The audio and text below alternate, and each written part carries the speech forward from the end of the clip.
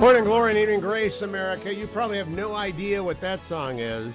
Neither did Adam, neither did Dwayne, neither did I. It's Eros Ramazzotti's, I don't even know how to pronounce it, because it's in this book, An Inside Job by Daniel Silva, #1 New York Times bestseller. I'm pretty sure by Thursday it'll appear on the New York Times list as #1.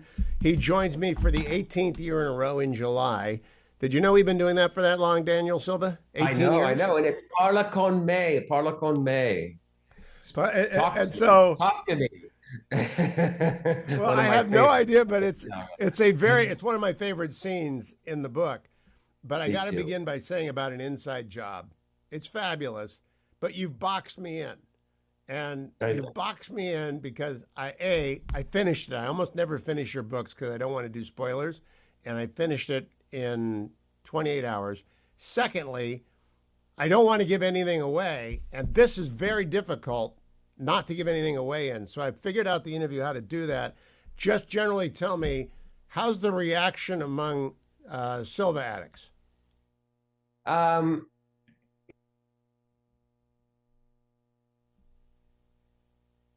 Wonderful.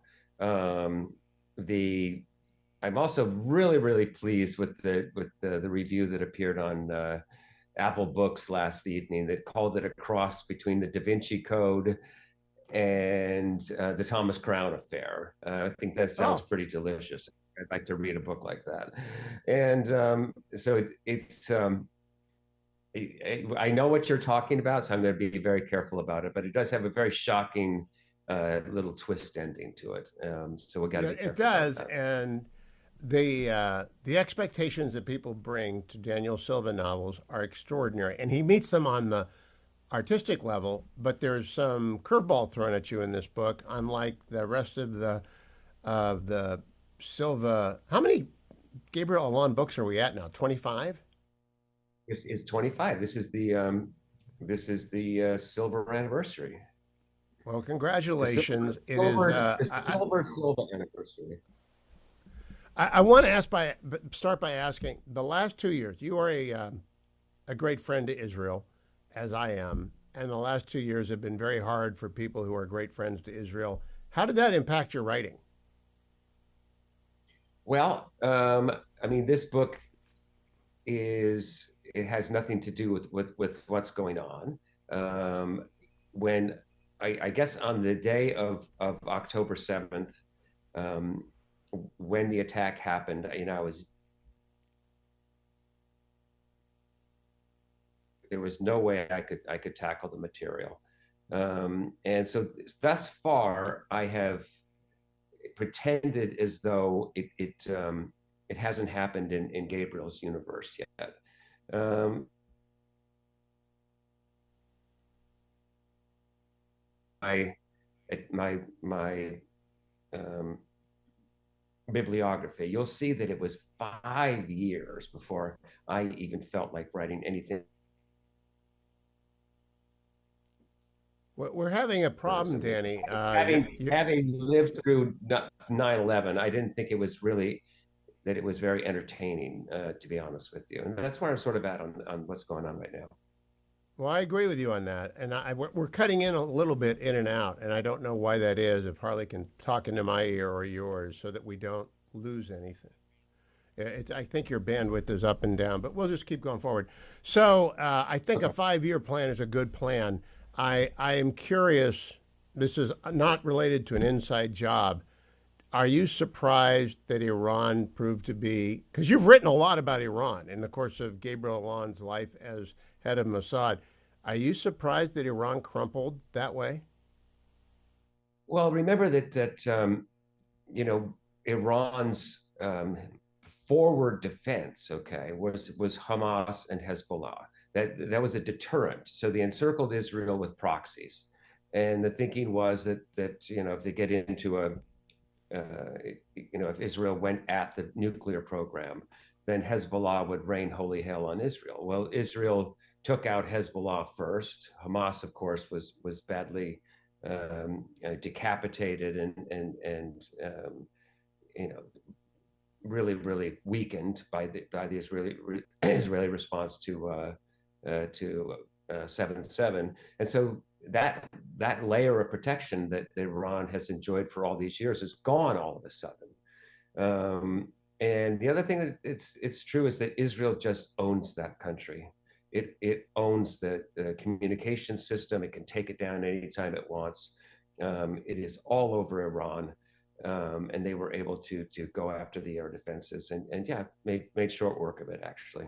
Yeah, the stuff that happened, the pager attack, the walkie-talkies, the taking out of the Russian S-300s, all the variety of things that happened, the calling together of all the general staff so that they could all be taken out at the same time, makes you believe that maybe you are very complimentary of Mossad over 25 years of writing Silva novels about Gabriel Allon. Do you think you underestimated what Mossad can do? Because I don't know if you would have dared write that. No, not at all. I will tell you that an Israeli fan of mine who was in the Secret Services, we'll put it that way. He said, you write really good stories, but the stuff that we're doing on a nightly basis is even more dangerous than what your team is doing. And I believe that. I cannot. I've never been able to pin down exactly how they have been able. And I'm going to use this word again. They own Iran. They own the place. They can do whatever they want, whenever they want inside Iran. It is a penetration of a country that's I don't know that we've ever really seen anything quite like it. I think they own the entire communication system, the power. I think that they can turn out the lights anytime they feel like it. It's just it's an extraordinary accomplishment. We are both fans of Ukraine and of Zelensky. There's a tiny bit of an inside job. There's a Ukrainian angle, and it's just a tiny bit, but I wanted to pause on that. I believe that they are also demonstrating a kind of facility with improvisation that no one would have expected from Ukraine that Israel dominates. Have you seen the same thing? Well, I mean, I think that they're helping to redefine what the warfare of the future will look like. And our own vulnerabilities to drones, these cheap, little, inexpensive things that can carry explosive charges, just be lethal weapons. I think that every defense intelligence officer in the world is watching that war incredibly carefully, because they're, as you said, they're improvising, they're learning day by day, they're practicing, they're using new techniques, and the world is watching. And look, pilotless aircraft, drones, they're only going to get more sophisticated and more dangerous and more of a threat to us. And submersibles. I have said, and this is my last one. Absolutely. Yeah, sure. Yeah. And when we look forward 15 years or 20 years, the countries of Iran and Russia are allegedly closed countries into which you ought not to be able to drive trucks and assemble drone factories in which to attack strategic assets. Ours is an open country. Do you ever think in your novelist's mind the number of things that might be waiting for us in terms of bad surprises in the United States?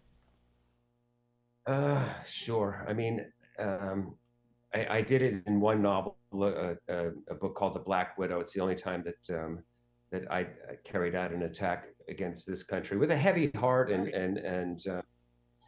but look, we're incredibly vulnerable. That's what price of living in a free society, or a free-ish society. We did really tighten things up after 9/11.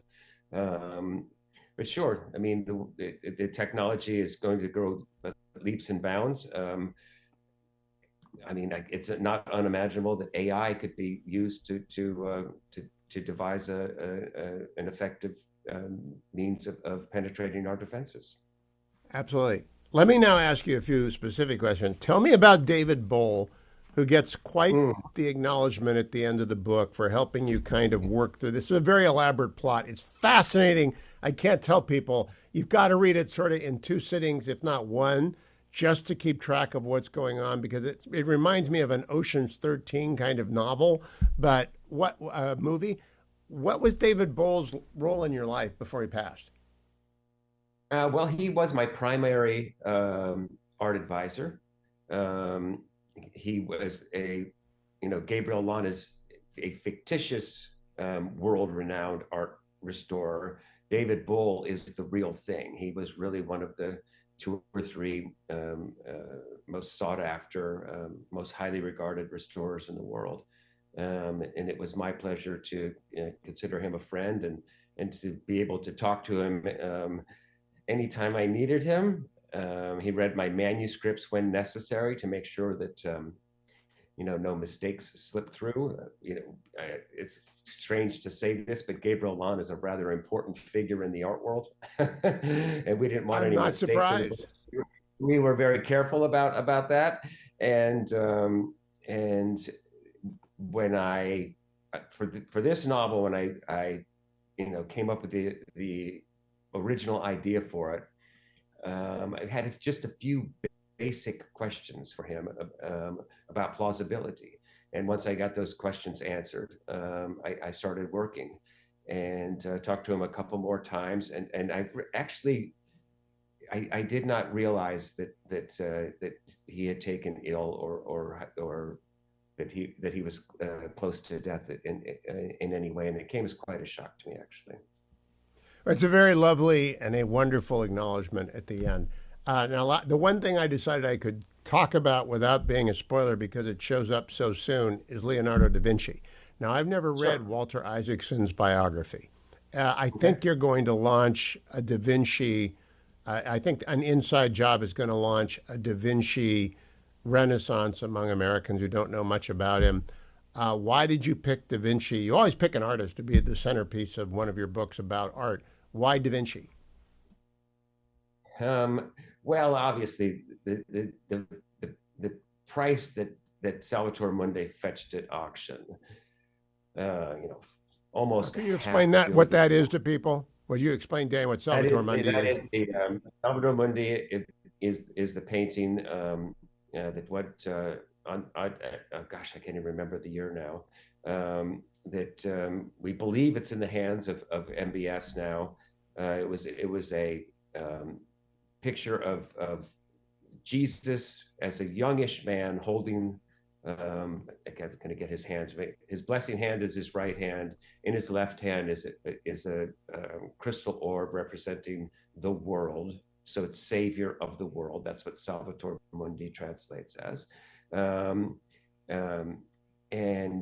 it was purchased. It was spotted in on an online catalog by a couple of dealers. It was purchased for about $1,000 from a little gallery in New Orleans.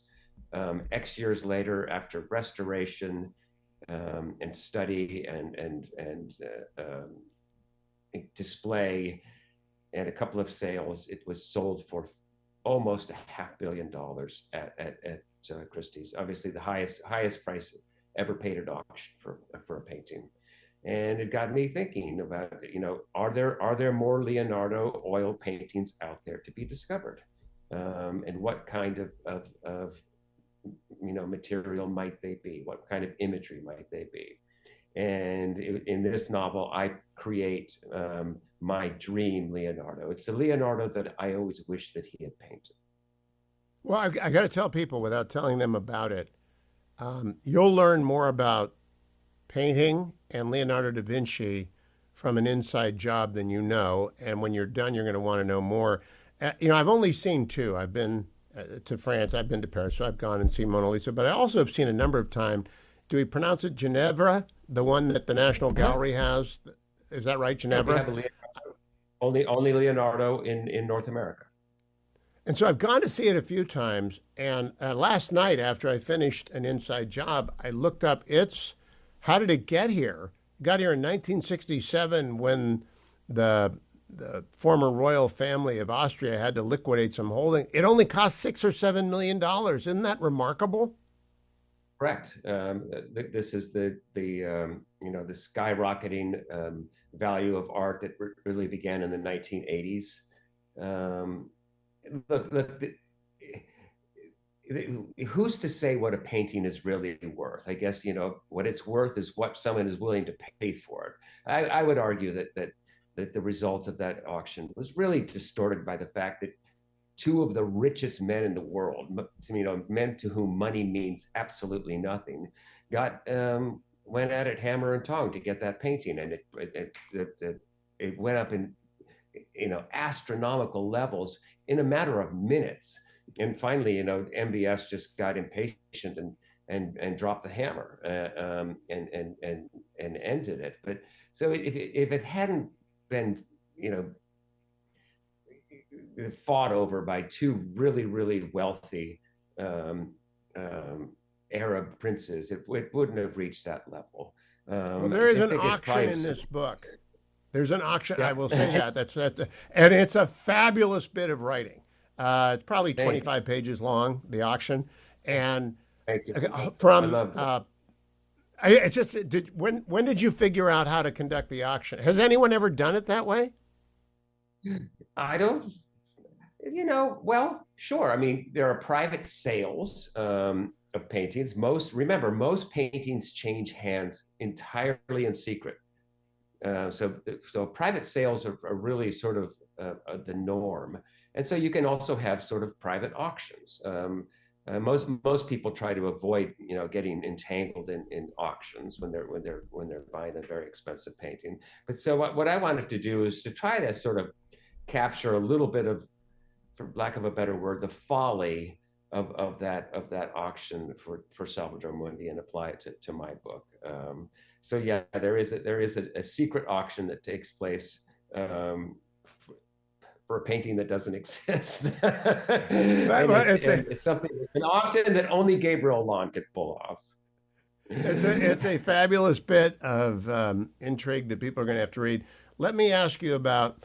First of all, let me reassure the audience who come every year and they want Daniel Silva's book to be another beach page turner. This is it. And you're going to find Martin and Ingrid and Christopher. You're going to find all your old friends, maybe not all of them, but a lot of your old friends were there doing old friendsy thing. In fact, even the old lady on Corsica shows up, sort of, right? I mean, people need to know that she's there, sort of. She's reversed. Now, I had one moral question for you. We like the Don who runs Corsica. We don't like the Kamura. What's to distinguish the Don in Corsica and the Kamura in Italy? The Kamura are just really the most ruthless, violent. I mean, with the exception of a couple of Russian gangs and some of the cartels in South America, this is a really violent, awful, vile criminal organization that has taken over Campania, has ruined much of Campania, and the Italian authorities, Italian police have been waging war on it for years. They think nothing of assassinating police officers and prosecutors and anyone who gets in their way. They are just the worst of the worst. No, I did not even know. I'm the good Catholic, and I did not know about Father Pino Puglisi. I had to go look him up. I didn't know he had been beatified by Benedict and is now Saint Pino. How in the world would you find out about him? Hugh, I am a Vatican. I'm not a Vaticanologist, but I certainly am a Vatican watcher. I've written. The Lon series is broken into little subsets, and so there are a number of Vatican books within the series. Gabriel has maintained a very close relationship with the Vatican. He restores paintings for them, and he acts as an unofficial sort of security consultant for the Vatican. And he's very close friends with the current Pope, who bears a striking resemblance to the last Pope. And you held St. Jerome? They let you hold St. Jerome? Well, should we go back a little bit, or should we tell the whole story? Tell people about that. I was in the restoration lab one afternoon, and I walked past these white laboratory tables, and I out of the corner of my eye, I see this object lying there, and I just stop and turn, and I looked at one of the restorers. I said, "Is that?" And he said, "Yes, it is. It was Saint Jerome. It was lying on this table, just all by its lonesome, sitting there." So why was it there? Well, the team from the Louvre was about to do some work on Mona Lisa. They wanted to come spend some time with Saint Jerome at the Vatican before they started tinkering with Mona Lisa, and so that's why it had been removed from the collection, was in the lab, and so it was just sitting there. So I was, having this quiet moment with Saint Jerome, and the restorer said, "Do you want to hold it?" And I said, "Well, yeah." So they got me some gloves, a pair of gloves, and I got to hold it, Leonardo, in my hand. So there's a little reference to that.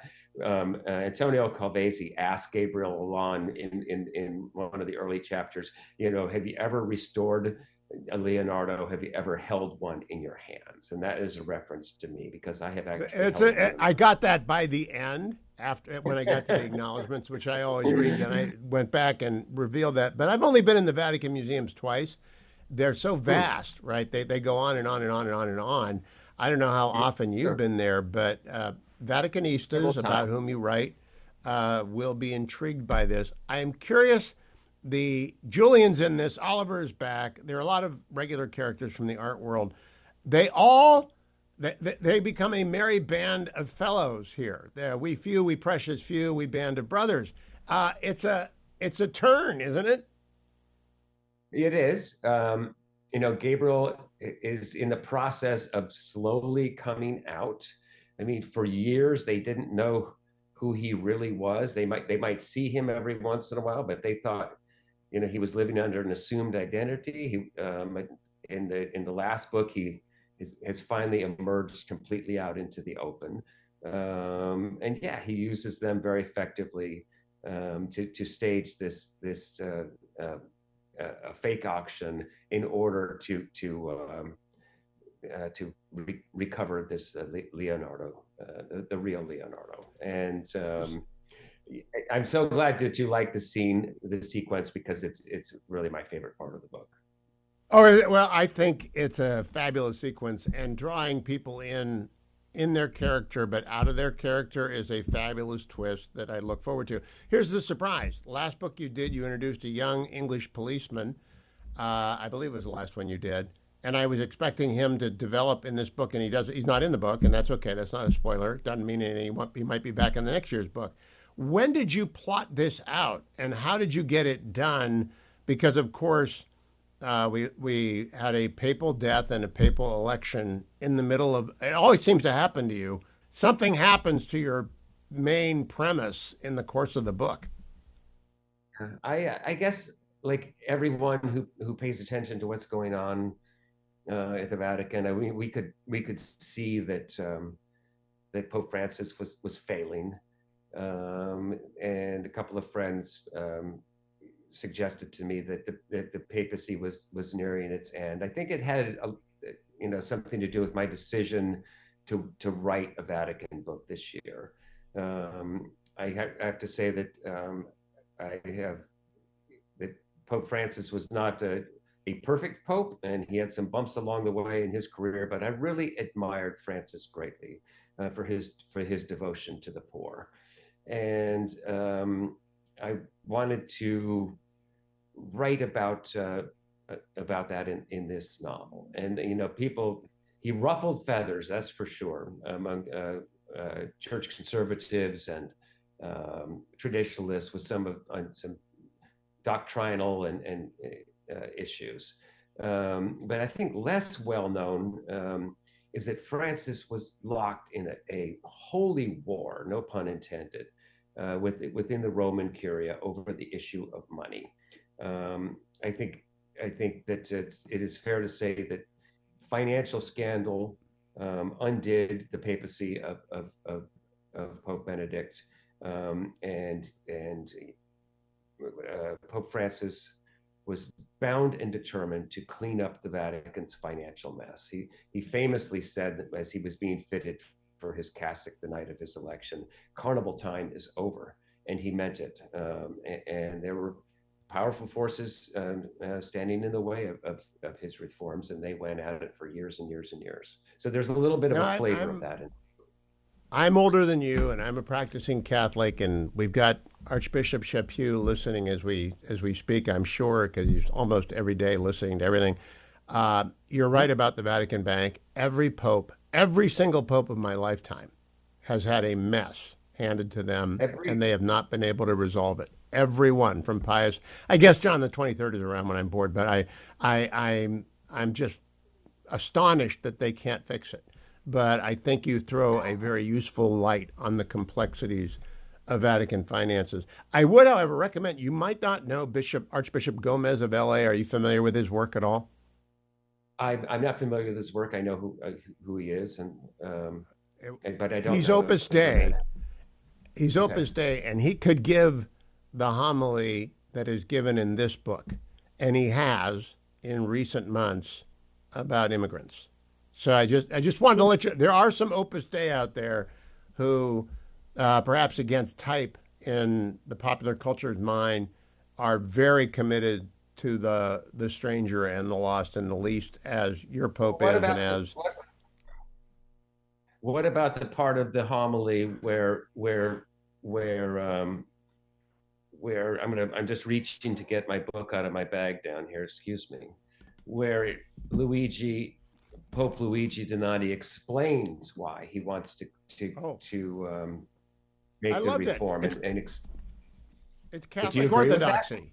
Yes, it's Catholic orthodoxy. And Archbishop Chaput has more often than not, whenever on the rare occasions when he gently chides me, it's about I've got immigration wrong because I'm a border hawk and a regularization dove, but I'm a border hawk, and he's always quick to nudge about the necessity of welcoming the stranger. I thought the sermon had to be very close to what Francis delivered in the same place, right? I don't know if you actually got his sermon from there. I wrote that homily. I wrote that. Okay. Okay. So in terms of the way I wanted to do the interview, the thing I wanted to drive home is that there's a lot of technique, artist technique here, and contrapposta and the sprezzatura. Would you explain just a few of these? Yeah, explain that to the listener. Sure. Well, I use artistic terms as part titles for the book. So sfumato is that smoky, semi-blurry technique that Leonardo achieved with the way he painted. He didn't use any. He tried to not have any borders. He dabbed at the surface of the painting while he was painting with his fingertips and sometimes even his palm to get that blurry sort of smoky look. And if you look at Salvator Mundi, you can really see it there. Very, very sfumato. Contrapposto is that classic counterpose is what it would be in English. So if you look at Michelangelo's David, for example, the way he's off balance, the hip goes out, the hand goes this way. That's a technique that Renaissance artists rediscovered from the Greeks. They knew how to do it hundreds and hundreds and hundreds of years earlier. So that's what counterpose means, opposing directions. Sprezzatura is just a feigned casualness. And it's a fashion term, it's an artistic term, and it's something that Renaissance artists tried to achieve with their work. So I've got to go back now to the National Gallery and look with these eyes, because I'm not an art collector. I don't know much about art, but what I know about art I learned from Gabriel Allon and a series of novels stretching over 20 years. I'm curious if your art world friends approve of the book. I was interviewed by an art world friend who was actually involved in a very serious way in the Salvator Mundi saga. And he interviewed me on stage last night here in New York, and he is crazy about the book. And he also Okay, served as well, a little bit of an advisor to me on the book as well. I got to see that. I got to actually spend some time with Salvatore Mundi years before the auction, oh, and got to see his painting. Yeah, yeah. so when I you didn't hold started it. on this, when you began on this path, I guess 2005, 2003, something like that. I'm not sure when the Kill Artist came out. Did you know anything like this? Did you come with anything? We have a new audience. I should remind you as well as everyone else. We've moved to the afternoons for the first time. I started in January. The ridiculously civil hours of 3 to 6 in the afternoon in the East, which is a glorious thing for me and for my wife, and we are happy about that. But it's a new audience that may not know Dan Silva, and Daniel Silva has been writing these books, number one bestseller after number one bestseller, assembly line style, only because they are very, very good every summer. But the level of sophistication about the art world seems to me to grow as one would expect as one learns more about it. Did you have any idea you would end up here when you started? Well, I mean, to go back to the origin story, I mean, Gabriel was not supposed to be a continuing character. He was only supposed to appear in one book and one book only, and that obviously didn't turn out to be the case. So, um, for 25 years, I have been in, you know, involved in a deep study of art, and no matter what painting he's working on, I always, you know, make sure that I know everything there is to know about the painting, about the life of the artist involved, because there's metaphorical material that I can draw from that fits into the story. So I do a tremendous amount of research on the art. The I also have David did look over my shoulder for years and years.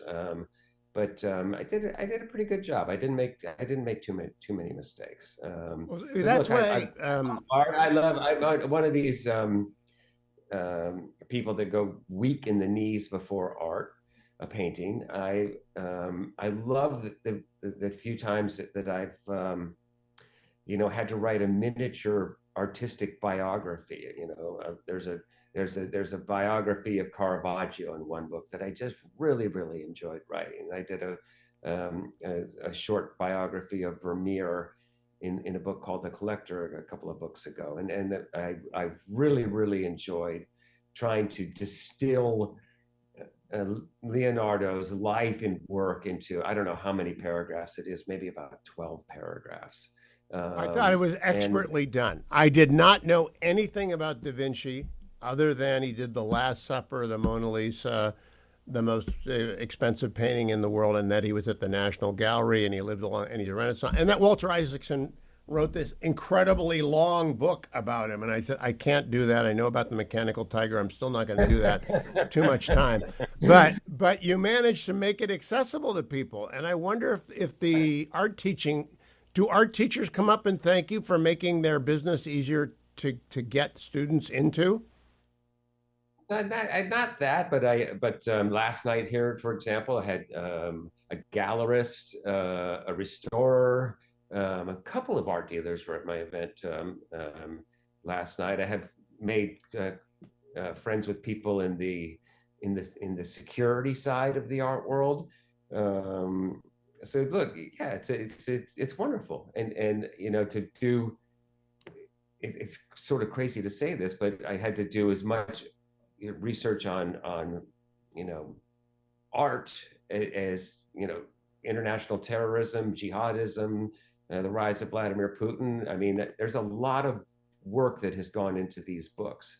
But the fun part has been becoming I guess I don't have a PhD by any means, but I have a little advanced degree in art history right now after all these Well, you years. also now have an advanced degree on FSOs. I have been fortunate enough to fly a couple of occasions around the country on private G5s and planes like that. And the staff, about whom you are genuinely unaware if they're doing their job well, they're not very intrusive, they're trained. I thought that was a fascinating little world for you to get into. Did you know anything about it before you began? I've never flown on a private plane in my life, and I take that back. One time, I took a little prop plane, up to the Adirondacks. That's the extent of my private travel. I'm a commercial aviation fellow. But I know a couple of guys who have private planes and who fly private, and they advise me on how they manage their aircrafts and how they do it. But no, I'm not a private air person. Well, I've got to tell you, the reason I believe America's airlines are in such often disrepair is that America's financial elites don't fly them anymore. They fly out of That's these it. private airports on private jets, and they're used to wandering in, getting on the plane, and being served expertly, landing, getting off the plane, and going to their hotel. And that just doesn't happen anymore. And you travel a lot. I travel a lot, and it's kind of a mess. I won't go near Newark. I gather you're in New York. I hope you don't have to go out of Newark on the book tour. By the way, where will the book tour take you next, Daniel Silva? So speaking of air travel, I got bumped from my seat on my flight to San Francisco tomorrow. So Jamie and I are taking a 6 a.m. flight from JFK in the morning to get to my event on time. It's the only way we could get there. So I guess we'll get a 3 a.m. wake up call and get out to the airport. So that's the way. So I'm leaving New York, going out to San Francisco, up to Seattle. We're going to have a great event there. Coming back to the Bay Area, the South Bay to Santa Clara, we're having a huge event at the Santa Clara Library. Down to the Southland, I guess I have two Los Angeles events, a La Jolla event, and then going to hopscotch my way back across the country. Going to do Charleston, Phoenix, Dallas, a big politics and prose event, and then back up to Chicago, and then to Canada, believe it or not. Is Daniel Silva Books got a list of these, by the way? If people want to go to a book I signing, do. is Daniel Silva. My tour schedule is on the website. Yes, it is. Right. DanielSilvaBooks.com is where the website is. Now, I don't mean to get anyone in trouble at an airline, but you mean to tell me Daniel Silva and Jamie Gangel got bumped off of an airplane? I guess it was. Well, we had an equipment change, as they call it. So we had we had a mechanical with our planned aircraft. So they downsized the aircraft and they had to move people around. Yeah. So we got bumped. This goes to my theory about airplane travel is that when the hyper elite don't use the airplanes, the stuff that drives people crazy. I got bumped a couple of times during the 24 campaign, going from places and stuck in the middle of nowhere overnight, like at the Newark Hotel Marriott, where I slept for about 4 hours because of that.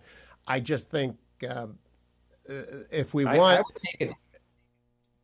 I would take it a step further in terms of the hyper elite, as you call them, the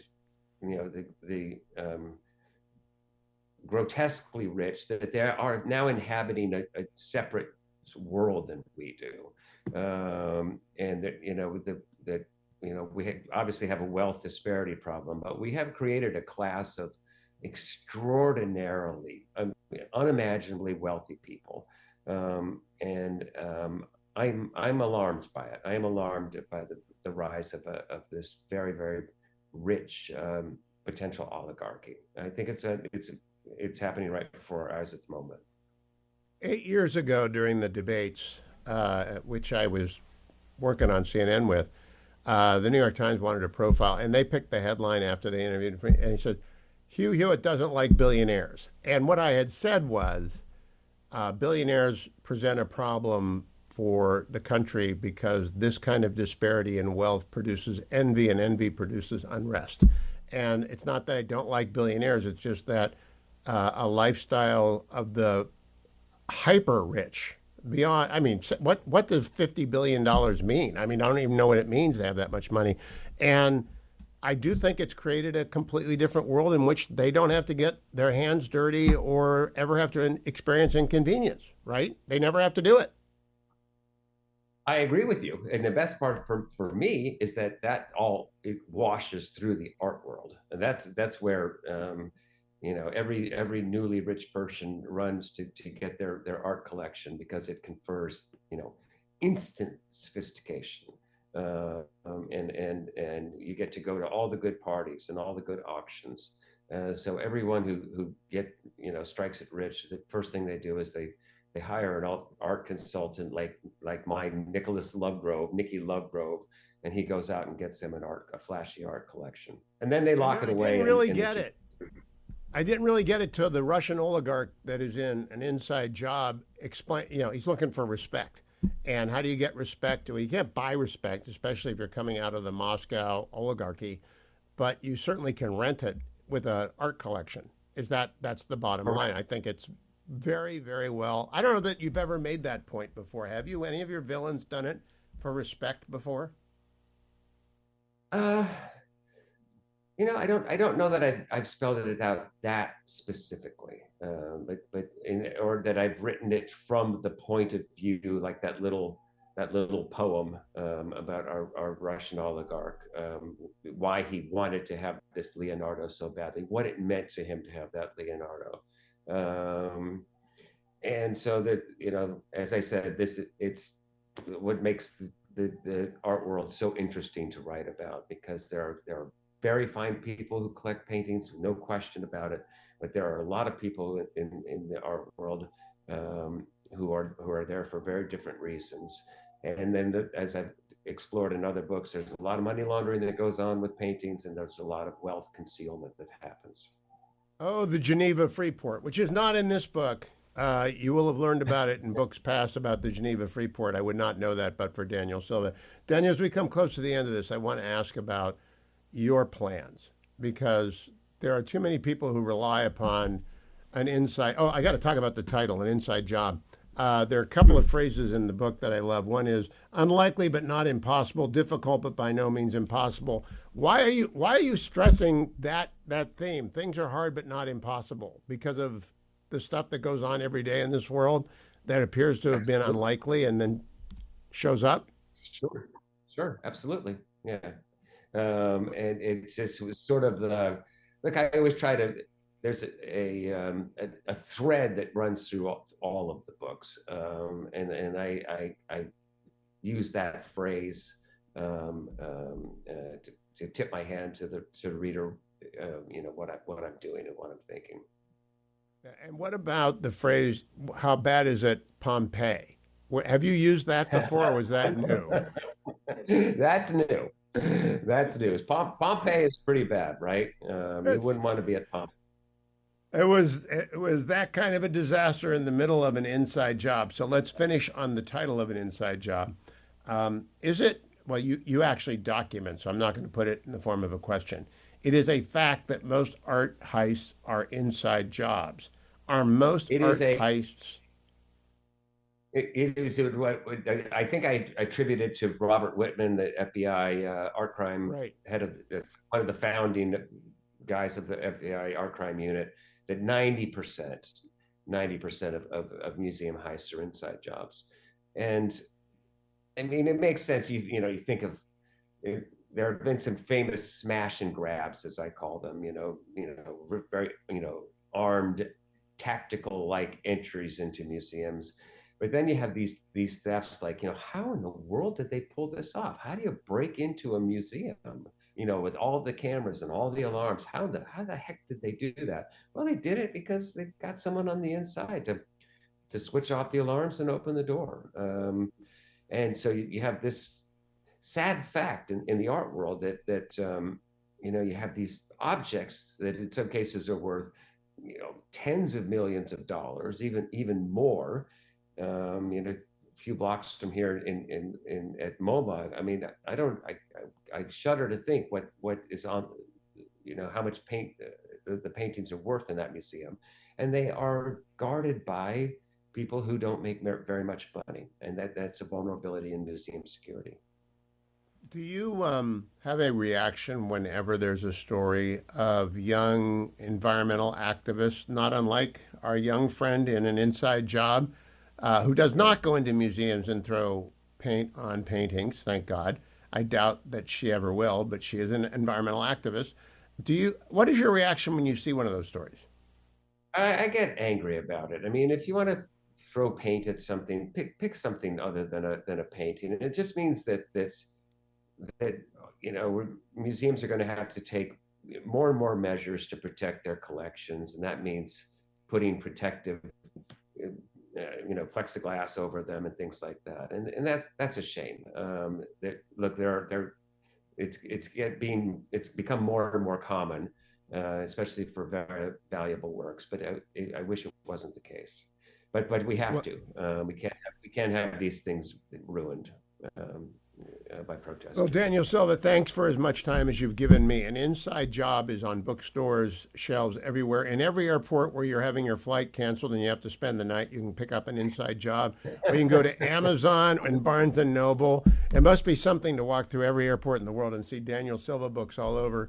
Congratulations. I look forward to 2026, Danny, and whatever you come up with next. By the way, when do you start plotting again? I've already I I'm such a I have such trouble letting go of books that I the only way that I can let go of a book is to start a new one very quickly. So I have about 40 or 50 pages of the next book that I'm carrying around with me Oh. on book tour. Well, that's not unlike Gabriel being unable to let go of his restored works, right? Is that the analogy there? Sure. I think that I mean, it's Leonardo da Vinci who famously said, "No work of art is ever finished; it's only abandoned." And um, mine worked aren't abandoned; they're taken away from me by a publisher who needs to get a book published on time. But I think that anyone who works in a creative endeavor, I don't, I don't think they ever completely satisfied with what they do, but they do the best they can within their given time. Well, congratulations. An inside job is as best a job as you could possibly do on this. Danny Silva, thank you so much. My best to Jamie as well. Safe travels and an ungodly I hour to appreciate San Francisco. it. Thank you so much, Hugh. Thank you.